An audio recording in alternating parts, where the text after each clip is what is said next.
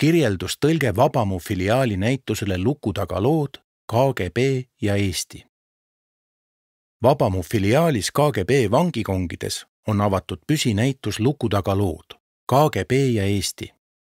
Algselt kortermajaks ehitatud hoone aadressiga Pagari 1 sai pool sajandit kestnud Nõukogude okupatsiooni ajal kurikuulsaks üle kogu Nõukogude Eesti.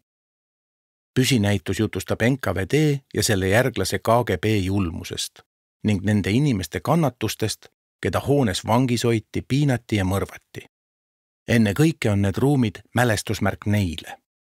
Ent näitus räägib ka Pagari tänaval kinni hoitud inimeste vaprusest ja tugevusest ning lootusest, vastupidamisest ja ühtehoidmisest.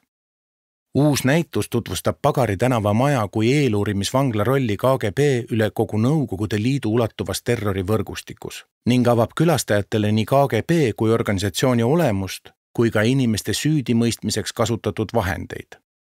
Niisamuti räägib näitus Pagari kongides kinni peetud poliitvangide lugusid, mälestusi rõsketes kongides veedetud päevadest ja kuudest, öistest ülekuulamistest ja sõitudest Pagari tänava eeluurimisvangla ning Patarei keskvangla vahel, aga ka sellest, kuidas inimesed neis ebainimlikes oludes vastu pidasid ning säilitasid tahte elada. Kuulda saab sellestki, kuidas kongide vahelise suhtluse tarvis morset õpiti ning üksteisele toeks oldi.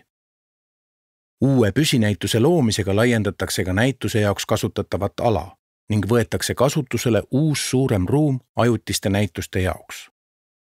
Näituse kuraator projektijuht on Martin Vaino, kuraator Andreas Kalkun, kujunduse tegid arhitektid Karin Tõugu, Kairi Mändla, Triin Vaino.